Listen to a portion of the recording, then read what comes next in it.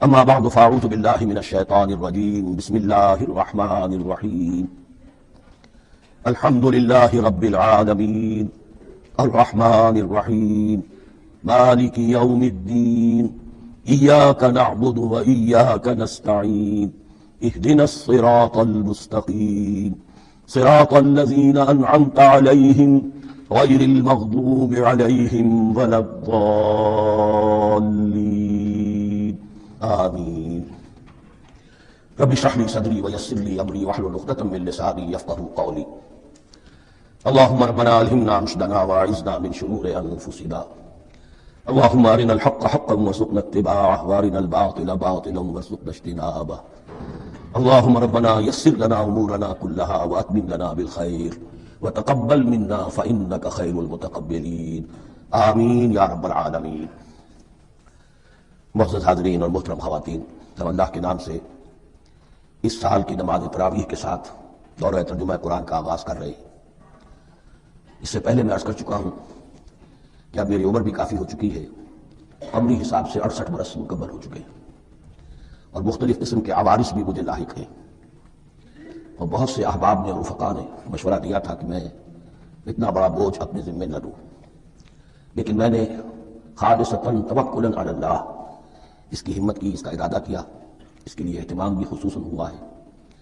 مجھے اندازہ ہے کہ اب میرے خیالات کی جو رو ہے وہ اب اتنی تیز نہیں ہے جتنی کبھی ہوا کرتی تھی، کراس ریفرنسز بھی جو ہیں قرآن حکیم کے وہ اتنے مستحضر نہیں ہیں جتنے کبھی ہوتے تھے، بلکہ واقعہ یہ ہے کہ میری زبان بھی بعض اوقات لڑکھڑاتی ہے، اس لیے کہ مجھے جو ادویات استعمال کرنی پڑتی ہیں ان کا اعصاب پر بھی اثر ہوتا ہے، اور جو ہمارے اعضائے رئیسہ ہیں ان پر بھی اثر ہوتا ہے۔ بہرحال ان سب کے الرغم اللہ کا نام لے کر آغاز کر رہے ہیں۔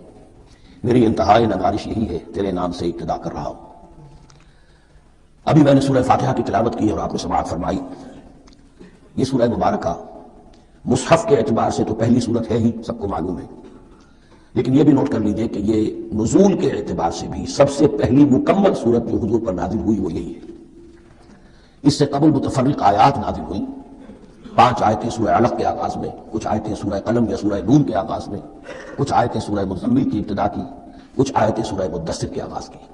5ویں وحی تقریباً اس پر اجماع ہے کہ یہ سورۃ الفاتحہ کی ہے، اور یہ مکمل سورت ہے جو حضور پر نازل ہوئی۔ سورۃ الفاتحہ کے معنی ہوئے افتتاحی سورت، فتح یفتح کے معنی ہے کھولنا، مفتاح کنجی کو کہتے ہیں، چابی کو، تو یہ اوپننگ سورہ آف دی قرآن، قرآن حکیم کی افتتاحی سورت۔ ویسے جیسا کہ میں تعارف قرآن کے ضمن میں عرض کر چکا ہوں، عربوں کا یہ مزاج تھا کہ جس چیز سے انہیں خصوصی محبت ہوتی تھی اس کے بہت سے نام رکھتے تھے، اس کے بھی بہت سے نام ہیں۔ سورۃ الفاتحہ سب سے عام ہے، لیکن الکافیہ، الشافیہ، ام القرآن، اساس القرآن، کم سے کم یہ 4 نام تو میں سمجھتا ہوں کہ ہر مسلمان کو مزید معلوم ہونے چاہیے، اور بھی بہت سے نام ہیں۔ اس سورہ مبارکہ کی بالاتفاق و بالاجماع 7 آیتیں ہیں، اگرچہ ان کی ترتیب میں کچھ اختلاف ہے۔ ایک رائے یہ رائے امام شافعی کی بھی ہے، اور بصرہ کے جو قراء تھے ان کی بھی ہے، کہ آیت بسم اللہ بھی سورہ فاتحہ میں شامل ہے، اس کا جز ہے، وہ اس کو شامل کر کے پھر 7 آیتیں بناتے ہیں، تو آخری جنہیں ہم 2 آیتیں سمجھتے ہیں، صراط الذین انعمت علیہم غیر المغضوب علیہم ولا الضالین، وہ ان کے نزدیک ایک آیت ہے، تو گویا کہ نتیجہ یہ نکلا کہ آیتوں کی تعداد 7 ہی رہتی ہے۔ امام ابو حنیفہ رحمۃ اللہ علیہ کا موقف اور کوفے کے جو قراء تھے ان کا بھی موقف یہ ہے کہ آیت بسم اللہ نہ سورہ فاتحہ کا جز ہے نہ کسی اور سورت کا جز ہے، سوائے ایک مقام پر جہاں حضرت سلیمان علیہ السلام کا خط جو ہے نقل ہوا ہے، جنہوں نے ملکہ سبا کو لکھا تھا، انہ من سلیمان و انہ بسم اللہ الرحمن الرحیم، تو قرآن کے متن میں صرف اسی جگہ پر یہ آیت شامل سمجھتے ہیں، باقی یہ صرف علامت کے طور پر کہ یہاں سے ایک نئی سورت شروع ہو رہی ہے درج کی گئی ہے۔ اس سورہ مبارکہ کو الصلاح قرار دیا گیا ایک حدیث میں، اس کا جو اسلوب ہے وہ دعا کا ہے، اور دعا کے ساتھ اس کی جو مناسبت ہے، اور پھر اسی کی وجہ سے ہماری نماز کا یہ جزو لا ینفک بنا دیا گیا، بلکہ ایک حدیث تو میں آپ کو سناؤں گا، اس میں اسی کو نماز قرار دیا گیا، الصلاح یہی ہے۔ ویسے وہ حدیث مبارک موجود ہے، من لم یقرأ بفاتحۃ الکتاب لا صلاۃ لمن لم یقرأ بفاتحۃ الکتاب، جو شخص سورہ فاتحہ کی تلاوت نہیں کرتا اس کی کوئی نماز نہیں۔ اس کے حوالے سے بھی ہمارے یہاں 2 مسلک ہیں، ذکر صرف اس لیے کر رہا ہوں کہ آپ کے علم میں ہو، میں کوئی بنیادی فرق نہیں ہے، کسی بھی ایک رائے کا انسان قائل اور حامل ہو سکتا ہے بغیر اس کے کہ دوسرے کو بالکل غلط قرار دے، بلکہ یہ کہ اس کے لیے بھی گنجائش اپنے ذہن میں اور اپنے دل میں رکھے۔ تو ایک رائے یہ ہے کہ یہ کیا عرض کر رہا تھا، بھول گیا ہوں۔ جی، اور دوسری آیت یہ ہے کہ اس کا حصہ نہیں ہے۔ اسی اعتبار سے یہ کہ یہ سورہ مبارکہ نماز میں پڑھی جانی ضروری ہے۔ لا صلاۃ لمن لم یقرأ بفاتحۃ الکتاب۔ البتہ یہ اختلاف ہے، یہ بات میں ذکر کر رہا تھا کہ ذہن سے نکل گئی، کہ آیا مقتدی جو ہے امام کے پیچھے کھڑا ہو کر جب نماز پڑھ رہا ہو تو کیا اس صورت میں بھی اس کے لیے لازم ہے کہ سورہ فاتحہ پڑھے؟ اس میں دو رائے ہو گئی، بلکہ تین۔ ایک رائے انتہائی ہے اور وہ فقہ حنفی کی طرف منسوب ہے کہ اگر آپ امام کے پیچھے مقتدی کی حیثیت سے نماز پڑھ رہے ہیں تو کسی بھی رکعت میں آپ سورہ فاتحہ نہیں پڑھیں گے۔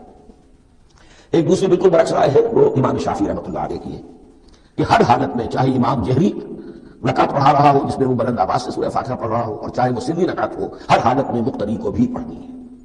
ایک تیسری رائے بین ہے، وہ امام مالک کی ہے رحمۃ اللہ علیہ، کہ جو سری رکعت ہے جس میں کہ امام بھی خاموشی سے پڑھ رہا ہے، مقتدیوں کو بھی پڑھنی چاہیے۔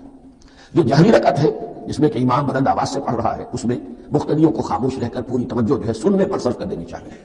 اذا قرئ القرآن فاستمعوا له وانصتوا، جب قرآن پڑھا جا رہا ہو تو پوری توجہ اس کے پڑھنے پر مرکوز کر دو اور خود خاموش رہو۔ میرے اپنی رائے میں یہ تیسری رائے سب سے زیادہ صائب ہے اور اس میں کسی طرح کی بھی کوئی پیچیدگی پیدا نہیں ہوتی۔ بہرحال اس سورہ مبارکہ کا جو اسلوب ہے میں نے عرض کیا دعائیہ ہے۔ البتہ قرآن مجید کے علم و حکمت کے اعتبار سے، اس کے فلسفے کے اعتبار سے ایک بات سمجھ لینی چاہیے۔ قرآن کا فلسفہ یہ ہے کہ بنیادی ہدایت ہر انسان کے دل میں موجود ہے، بالقوہ، پوٹینشلی۔ یہ جو قرآن مجید یا اللہ کی کتابیں نازل ہوتی ہیں یہ انہیں ایکٹیویٹ کرتی ہیں، وہ اندر کی جو ڈورمنٹ کانشسنس ہے، خوابیدہ شعور جو ہے اسے بیدار کر کے، اور پھر یہ کہ اسے اجاگر کرتی ہے۔ ہر سلیم الفطرت انسان اور سلیم العقل انسان، دو سلامتی شرط ہیں۔ سلیم الفطرت، نیچر پرورٹڈ نہ ہو، فطرت مسخ نہ ہو گئی ہو، عقل سلیم ہو۔ ان دونوں چیزوں کا نتیجہ یہ نکلتا ہے کہ وہ انسان از خود، بغیر کسی وحی کی رہنمائی کے، بغیر کسی نبی کی تعلیم کے سے استفادہ کیے ہوئے از خود بھی کچھ حقائق تک پہنچ جاتا ہے۔ اور وہ حقائق کیا ہے؟ نمبر ایک یہ کہ اس کائنات کا ایک خالق ہے، وہ ایک ہے اور وہ تمام صفات کمال سے متصف ہے۔ نمبر دو یہ کہ انسان کی زندگی صرف یہ زندگی نہیں ہے، بلکہ ایک اور زندگی ہے کہ جس میں اس زندگی کے اعمال کے نتائج برآمد ہوں گے۔ یہ دو باتیں، اس کی زیادہ وضاحت کے ساتھ جو ہے اس کا تذکرہ آئے گا سورہ لقمان میں، جہاں حضرت لقمان کی شخصیت کا تذکرہ ہے۔ لیکن یہاں صرف یہ بات سمجھ لیجئے کہ قرآن کا فلسفہ یہ ہے کہ ہر انسان میں، ہر فرد نوع بشر میں، جو اپنی ولادت کے وقت مسلم ہوتا ہے، حضور کی حدیث ہے کل مولود یولد علی الفطرہ ابواہ یحودانہ او ینصرانہ او یمجسانہ، ہر بچہ نوع انسانی کا فطرت اسلام پر پیدا ہوتا ہے، وہ فطرت کے اندر وہ ہدایت مدیت ہے۔ اب اگر وہ فطرت بس نہیں ہوئی اور عقل جو ہے وہ صحیح رخ پر کام کر رہی ہے تو ان دو حقائق تک وہ انسان خود پہنچ جائے گا۔ لیکن ان دونوں حقائق تک پہنچنے کے بعد اب وہ دس بستہ دعا کرے گا کہ اے رب اب مزید ہدایت تو مجھے عطا فرما، اس لیے کہ میں کیا کروں کیا نہ کروں، میری عقل اس میں ٹھوکر کھا سکتی ہے، میں کسی اچھی چیز کو بری سمجھ سکتا ہوں، کسی بری کو اچھی سمجھ سکتا ہوں، تو مجھے صحیح راستہ، صحیح راہ ہدایت پر چلا۔ یہ دعا ہے جو انسان کرتا ہے جبکہ وہ ایمان باللہ اور ایمان بالآخرہ تک خود پہنچ چکا ہوتا ہے، اور یہ سمجھتا ہے کہ صحیح زندگی کا رخ یہی ہے کہ جس رب کو میں نے پہچانا ہے کہ وہ اس کائنات کا خالق ہے اور مالک ہے اور رب ہے، میں اس کی بندگی کروں، اس کی اطاعت کروں، اس کا حکم مانوں، اس کے راستے پر چلوں۔ لیکن وہ راستہ کون سا ہے؟ اس کے لیے پھر دست بدعا ہوتا ہے کہ پروردگار تو میری رہنمائی فرما۔ یہ مقام ہے کہ جہاں آپ سمجھ لیجئے اپنے آپ کو بھی آج اس جگہ پر تصور کرتے ہوئے پھر اس سورہ مبارکہ کو پڑھیے کہ آپ اس مقام پر اللہ کے فضل و کرم سے پہنچ چکے ہیں کہ اللہ کو آپ نے پہچان لیا اور اس کی توحید کو جان لیا، اس کی جملہ صفات کمال سے آپ واقف ہو گئے۔ آپ یہ بھی جان گئے کہ بڑھ کر اس کے حضور میں حاضر ہونا ہے اور وہ حساب کتاب لے گا۔ پھر آپ نے یہ عہد بھی کر لیا کہ اب زندگی گزارنی ہے اس رب کی بندگی میں، اسی کی فرما برداری میں۔ اب یہاں کھڑے ہو کر آپ پوچھتے ہیں کہ اللہ مجھے وہ تفصیلی ہدایت عطا فرما، ایسا نہ ہو کہ کبھی میں کسی راستے پر چلتا ہوا کسی پگڈنڈی پر مڑ جاؤں اور وہ تھوڑی سی جو ڈیویشن ہو میرے راستے کی وہ میری عاقبت کو برباد کر دے۔ یک لحظہ غافل گشتم و سرسار راہم دوشد، اس لیے کہ ہوتا یہی ہے سیدھے راستے سے ذرا سی کوئی پگڈنڈی جو ہے تھوڑے سے اینگل پر نکلی ہے، لیکن جب چلتے جائیں گے آپ تو جتنے آگے بڑھیں گے اس پر، اس راہ صراط مستقیم سے آپ اتنے ہی زیادہ دور ہوتے چلے جائیں گے۔ یہ ہے قرآن مجید کی حکمت اور فلسفے کے اعتبار سے اس سورہ مبارکہ کا مقام۔ اب آئیے ہم بسم اللہ کرتے ہیں۔ بسم اللہ الرحمن الرحیم، شروع کرتا ہوں میں اللہ کے نام سے جو رحمان اور رحیم ہے۔ اس پر کچھ گفتگو ہو چکی ہے تعارف قرآن کے ضمن میں کہ رحمان اور رحیم دو نام ہیں کہ جو رحمت کے مادے سے نکلتے ہیں۔ رحمان میں اللہ تعالیٰ کی رحمت کا جوش، ہیجانی کیفیت، طوفانی کیفیت، اور رحیم میں اللہ تعالیٰ کی رحمت کا دوام اور تسلسل۔ یہ دونوں کیفیات اللہ کی رحمت میں بیک وقت موجود ہیں جس کا ہم تصور نہیں کر سکتے۔ ہم سمندر کو دیکھتے ہیں، متلاطم سمندر ہے، اس میں ہیجان ہے، طوفان ہے، دریا کو دیکھتے ہیں کہ وہ سکون کے ساتھ چل رہا ہے، خاموشی سے چل رہا ہے، بہ رہا ہے، بس تسلسل کے ساتھ بہ رہا ہے۔ ہم ان دونوں کیفیات کو علیحدہ علیحدہ دیکھتے ہیں تو ہمارا ذہن ان دونوں کو بیک وقت اس کا تصور نہیں کر سکتا، تخیل ممکن نہیں۔ لیکن اللہ کی رحمت کی یہ دونوں شانیں مستقلاً ہر وقت موجود ہے بیک وقت، اسی لیے ان دونوں کے درمیان کہیں حرف عطف نہیں آئے گا۔ بسم اللہ الرحمن الرحیم، الحمدللہ رب العالمین۔ کل حمد، اور حمد کو ذہن میں رکھ لیجئے، حمد مساوی ہے تعریف جمع شکر۔ عام طور پر ترجموں میں ایک لفظ لایا جاتا ہے کل تعریف اللہ کے لیے، یہ کافی نہیں ہے۔ تعریف آپ کسی شے کی کر سکتے ہیں جس میں کوئی حسن ہے، خوبی ہے، کسی بھی اعتبار سے، خواہ آپ کو اس کے حسن و خوبی سے کوئی فائدہ حاصل نہیں ہو رہا۔ ایک پھول ہے، بہت خوبصورت ہے، بس ٹھیک ہے، خوبصورت ہے، آپ نے کہا تعریف کر دی۔ شکر کرتے ہیں آپ اس شے کا جس سے آپ کو کوئی فائدہ پہنچا ہو، استفادہ ہوا ہو، آپ کی کوئی ضرورت پوری ہوئی ہو، آپ کی کوئی مشکل دفع ہوئی ہو۔ اور آپ دیکھیں گے کہ حمد میں یہ شکر کا پہلو غالب ہے۔ جتنی بھی دعائیں ہیں حضور سے منقول، شکر کے مقام پر وہاں حمد آتا ہے۔ بھوک لگی ہوئی تھی، کھانا کھایا، الحمدللہ الذی اطعمنی وسقانی۔ اب یہاں دیکھیے ترجمہ تعریف نہیں، شکر ہے اس اللہ کا جس نے مجھے کھلایا اور پلایا۔ آپ بیت الخلاء سے باہر آئے، نجاستیں آپ سے دور ہو گئی، طبیعت میں انشراح ہوا، الحمدللہ الذی اذھب عنی الاذی وعافانی۔ اور شکر ہے اس اللہ کا جس نے اذیت بخشی، نے مجھ سے دور کر لی اور مجھے عافیت بخشی۔ تو یہ الحمدللہ رب العالمین، اللہ تعالیٰ کا حسن و کمال اور حسن و جمال اپنی جگہ بھی اس انتہا کا ہے کہ جتنی تعریف اس کا حق ہے ہم کر ہی نہیں سکتے، لیکن اس کے احسانات اور انعامات ہم پر اتنے ہیں کہ ہم ان کو بھی گن نہیں سکتے۔ لہذا ایک ہی احسان ہم نے کر دیا الف لام کے ساتھ، الحمدللہ رب العالمین۔ تمام تعریفیں اور کل شکر اللہ کے لیے ہیں کہ جو تمام جہانوں کا پروردگار ہے، رب ہے، مالک ہے۔ رب میں ایک مفہوم ہوتا ہے ربوبیت کا، اور اس میں مفہوم شامل ہوتا ہے تربیت کا، ربیانی صغیرہ۔ تو مالک ہونا اور تربیت دینا، آپ اس شے کے مالک ہوں گے، آپ چاہیں گے اس میں بہتری ہو، اس میں اضافہ ہو، نشو و نما پائے۔ تو یہ دونوں چیزیں آپس میں ایک دوسرے کا جڑی ہوئی ہیں، پروردگار بھی اور مالک بھی۔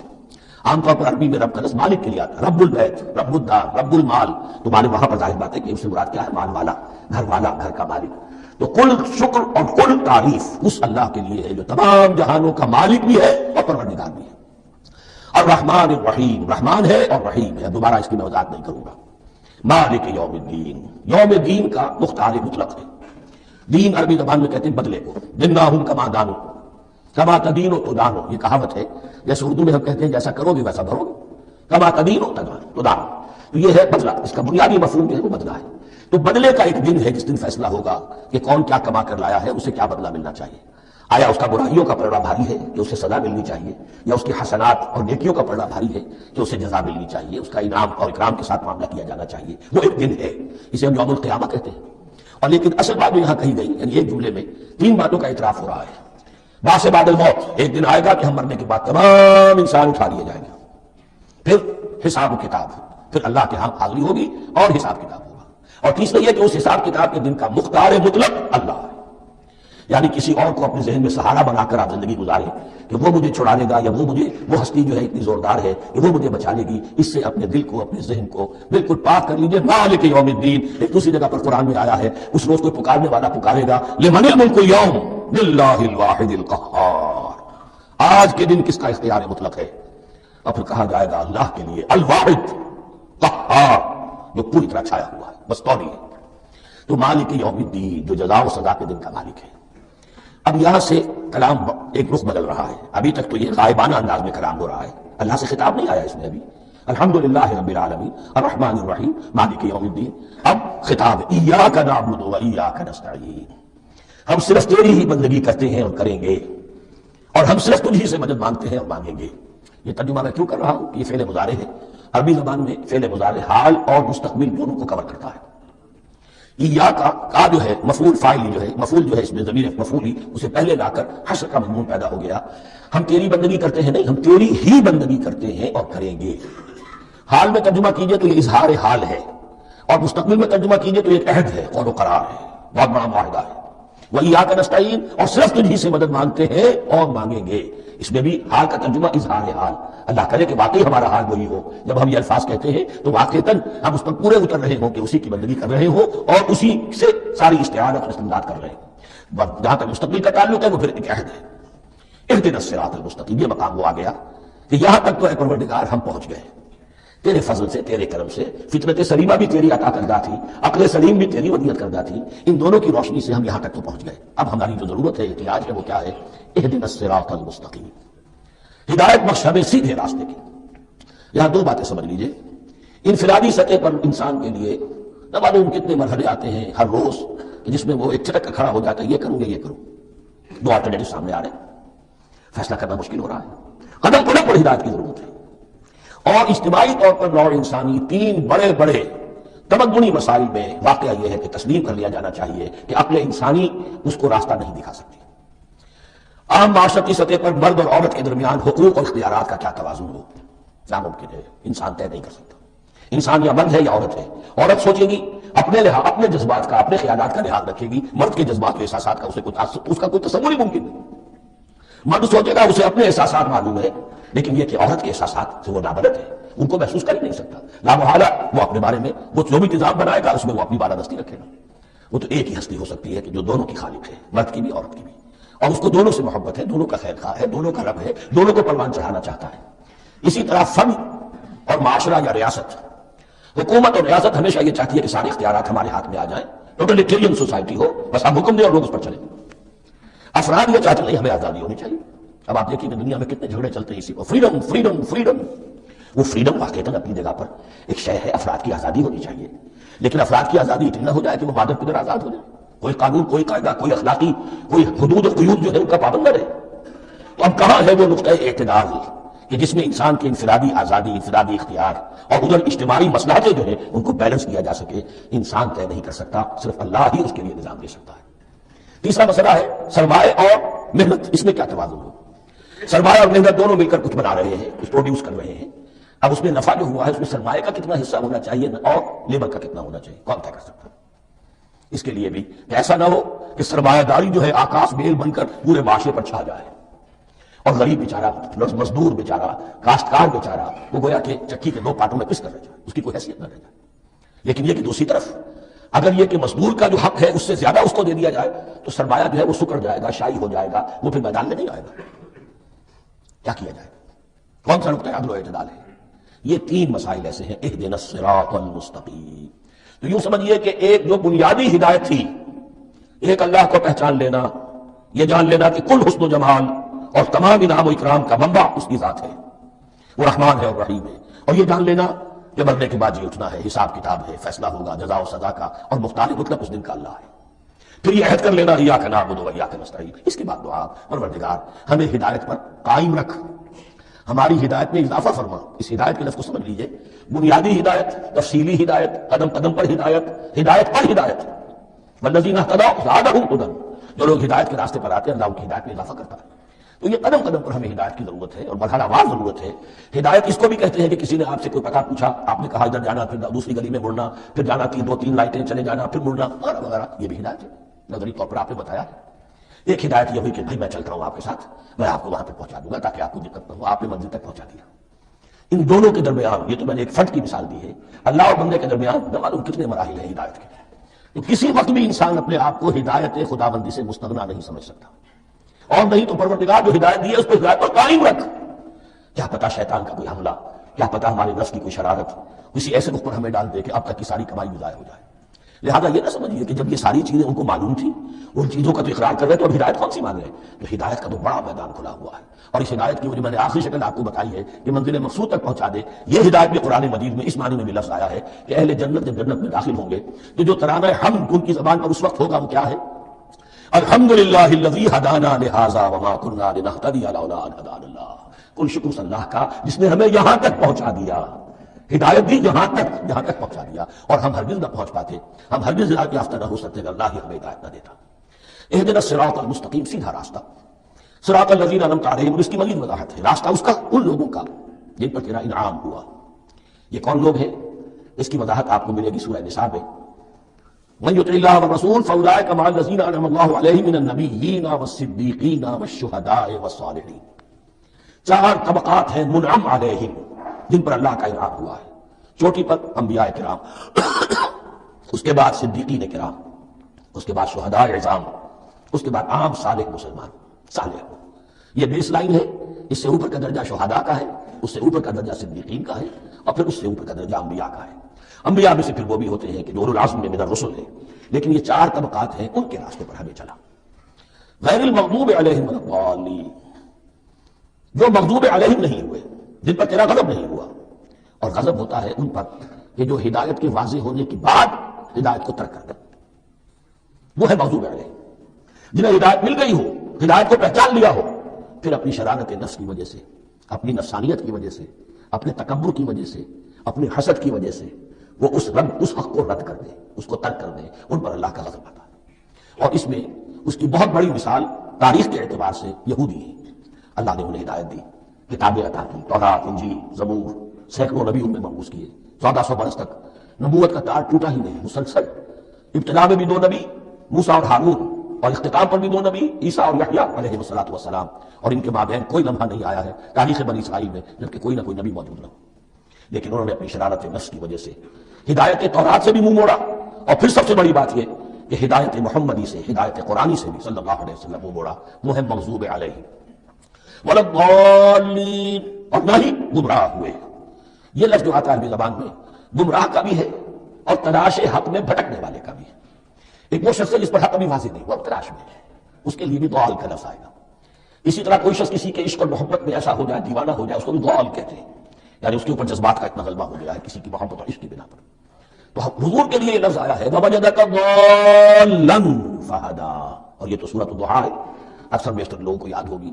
تو یہ جو دعال کا لفظ ہے، اس میں سمجھ لیجئے ضروری نہیں ہے کہ وہ گمراہ ہو، بلکہ وہ بھی کہ جو ابھی راہ ہدایت کی طلب میں، اس کے حصول کے لیے اس کی تلاش میں کوشاں ہے، اور وہ بھی کہ جو کسی مغالطے کی وجہ سے حق سے منحرف ہو جائے۔ یہ بھی جان لیجئے کہ ایک ہے بدنیتی، تکبر، حسد، حق کو جان کر پہچان کر رد کر دینا یا چھوڑ دینا یا ترک کر دینا۔ ایک ہے کسی غلطی میں، کسی جذبات کے اندر آ کر، کسی غلو کے اندر مبتلا ہو کر اور حق سے منحرف ہو جانا۔ اس کی جو سب سے بڑی مثال ہے وہ نصارہ ہے، عیسائی ہے۔ حضرت مسیح کو انہوں نے مانا لیکن غلو کیا، یہ لفظ آئے گا آگے، لا تغلوا فی دینکم، اپنے دین میں غلو نہ کرو۔ جیسے ہمارے ہاں بھی بعض لوگ ہیں جو حضور صلی اللہ علیہ وسلم کی تعریف میں، حضور صلی اللہ علیہ وسلم کے ساتھ اپنی محبت کے اظہار میں غلو کر جاتے ہیں۔ یہ انتہا درجے کو ہو گیا تھا حضرت مسیح علیہ السلام کے ماننے والوں میں، اور اس کی بنا پر انہوں نے تثلیث کا عقیدہ ایجاد کر لیا اور حضرت مسیح علیہ السلام کو اللہ کا بیٹا بنا دیا۔ تو اس کی سب سے بڑی مثال ضالین کی اس اعتبار سے کہ ہدایت پانے کے بعد کسی بدنیتی سے نہیں بلکہ کسی اچھے جذبے میں غلو کی وجہ سے، رسول سے محبت کرنا تو اچھا جذبہ ہے، لیکن یہ محبت بھی ایک حد میں رہنی چاہیے۔ غلو کرے گی تو ظاہر بات ہے کہ اس کے بعد وہ گمراہی کی طرف لے جائے گی۔ یہ ہے اس سورہ مبارکہ کا ترجمہ، اور اس کے بعد آخر میں آمین کہنا یہ مضمون بھی ہے، کہنا چاہیے۔ البتہ اختلاف یہاں بھی صرف اتنا ہے کہ نماز میں جب آپ امام کے ساتھ ہیں، وہ اگر جہری قرات کر رہا ہے تو آیا اس کے بعد آپ کو بھی بالجہر کہنا ہے آمین یا نہیں کہنا، یہ اختلاف ہے، ان میں کوئی فرق واقع نہیں ہوتا۔ یہ چیز متفق علیہ کہ کہنا ہے آمین، بلکہ یہ آمین تو یہودیوں میں ہے، یہ آمین جو ہے یہ عیسائیوں میں بھی ہے۔ ان کی بھی جو لارڈس پریئر ہے اس کو آمین، وہ آمین کہتے ہیں، وہ فرق لفظ ایک ہی ہے۔ اس لیے کہ عبرانی زبان اور عربی زبان، یا تو ہم یہ کہہ سکتے ہیں کہ دونوں بہنیں ہیں، کوئی ایک مشترک زبان تھی ان کی ماں جس کی یہ 2 بیٹیاں ہیں، اور یا یہ کہنا پڑے گا کہ عربی زبان کی ماں جو ہے وہ عبرانی زبان ہے۔ بہرحال بڑا قریبی رشتہ عربی کا اور عبرانی کا ہے، اس اعتبار سے وہ آمین۔ اب آپ کو معلوم ہے ہم السلام علیکم وہ کہتے ہیں، وہ سلام کہتے ہیں، فرق کیا ہے؟ وہ تو تلفظ کا فرق ہے۔ اسی طریقے سے اور بہت سے الفاظ ہیں، میں بعد میں بتا۔ اب میں اس سورہ مبارکہ کے بارے میں خاص حدیث آپ کو سنانا چاہتا ہوں، اور اسی سے در حقیقت جو امام ابو حنیفہ کا موقف ہے رحمۃ اللہ علیہ، اس کی حقانیت مزید مبرہن ہو جائے گی۔ یعنی کیا کہ آیت بسم اللہ سورہ فاتحہ کا جز نہیں ہے، سورہ فاتحہ الحمدللہ رب العالمین سے شروع ہوتی ہے۔ وہ میں آپ کو بتانا بھول گیا کہ جن کے نزدیک یہ سورت کا جز ہے وہ پھر جہری قرات میں بسم اللہ الرحمن بلند آواز سے کہیں گے، اور جن کے نزدیک یہ سورہ فاتحہ کا جز نہیں ہے وہ نہیں کہیں گے، وہ الحمدللہ رب العالمین سے قرات کریں گے۔ تو کوئی فرق نہیں ہے بنیادی۔ یہ حدیث جو ہے یہ مسلم شریف میں ہے اور حدیث قدسی ہے، اس کے راوی حضرت ابو ہریرہ رضی اللہ تعالیٰ عنہ، اور اس حدیث نے اس سورت کے مضامین کا نہایت عمدہ تجزیہ کر دیا ہے۔ حدیث کے الفاظ سن لیجئے، قسمت الصلاۃ بینی و بین عبدی نصفین، اللہ تعالیٰ فرما رہے ہیں، حدیث قدسی ہے، میں نے نماز کو، صلاۃ کو اپنے اور اپنے بندے کے درمیان آدھا آدھا تقسیم کر لیا، فنصفھا لی ونصفھا لعبدی، اس کا نصف جو ہے وہ میرے لیے ہے اور نصف جو ہے وہ میرے بندے کے لیے ہے، ولعبدی ما سأل، اور جو میرے بندے نے مانگا میں اسے دوں گا، میرا وعدہ ہے یا میں نے اسے دیا۔ اس کے بعد اس کی تفصیل آتی ہے، اذا قال العبد، جب بندہ کہتا ہے الحمدللہ رب العالمین، قال اللہ حمدنی عبدی، جب بندہ کہتا ہے الحمدللہ رب العالمین، اللہ فرماتا ہے میرے بندے نے میری حمد کی۔ وَإِذَا قَالَ الرَّحْمَنُ الرَّحِيمُ قَالَ اللَّهُ اثْنَى عَلَيَّ عَبْدِي، جب بندہ کہتا ہے الرحمن الرحیم، اللہ فرماتا ہے میرے بندے نے میری ثنا کی۔ وَإِذَا قَالَ مَالِكِ يَوْمِ الدِّينِ قَالَ اللَّهُ تَعَالَى مَجَّدَنِي عَبْدِي، میرے بندے نے میری تمجید بیان کی، میری بزرگی بیان کی۔ اب یہ 3 آیتیں ہو گئیں، تینوں میں اللہ کی حمد ہے، ثنا ہے، تمجید ہے، یہ 3 آیتیں خالص اللہ کے لیے ہو گئی۔ اب چوتھی آیت آئی، ایاک نعبد و ایاک نستعین، اس کے بارے میں جب بندہ کہتا ہے اذا قال العبد ایاک نعبد و ایاک نستعین قال اللہ تعالی ھذا ما بینی و بین عبدی ولعبدی ما سأل، یہ میرے اور میرے بندے کے درمیان ہے، یہ تو یوں سمجھیے یہ گرا لگ گئی ہے میرے اور میرے بندے کے مابین، اس نے مجھ سے قول و قرار کیا ہے، اس نے میری بندگی کا اعتراف کیا ہے، اس نے تسلیم کیا ہے کہ میری ہی بندگی کرتا ہے اور کرے گا اور مجھ سے مدد چاہیے۔ ھذا ما بینی و بین عبدی، یہ معاہدہ ہے، معاہدہ دو فریقوں کے مابین ہوتا، یہ میرے اور میرے بندے کے مابین ہے، ولی عبدی ما سأل، اور میں نے اپنے بندے کو دیا جو اس نے مانگا، وہ میری مدد چاہتا ہے، میری مدد اس کے شامل حال رہے گی۔ فإذا قال، اور جب بندہ کہتا ہے اهدنا الصراط المستقیم صراط الذین انعمت علیہم غیر المغضوب علیہم ولا الضالین قال اللہ تعالی ھذا لعبدی ولعبدی ما سأل، یہ تین آیتیں یہ میرے بندے کے لیے، اهدنا الصراط المستقیم اسی صراط المستقیم کی وضاحت ہے مثبت، صراط الذین انعمت علیہم اسی صراط المستقیم کی وضاحت ہے منفی انداز میں، غیر المغضوب علیہم ولا الضالین، یہ سب میرے بندے کے لیے ہے اور میں نے اپنے بندے کو دیا جو اس نے مانگا۔ اس کو میں نے ایک مرتبہ یہ ترازو کی شکل میں اس کو لکھوایا تھا، دیکھیے یہ ایاک نعبد و ایاک نستعین، یہ ہے وہ ترازی کی وہ ڈنڈی، واو جو ہے ایاک نعبد و ایاک نستعین، واو جو ہے گویا کہ وہ مٹھ ہے جس سے کہ ترازو کو پکڑا جاتا ہے۔ ادھر ایک پلڑا ہے جس کی تین آیتیں ہیں، الحمدللہ رب العالمین الرحمن الرحیم مالک یوم الدین، اس کا نتیجہ کیا نکلا؟ ایاک نعبد۔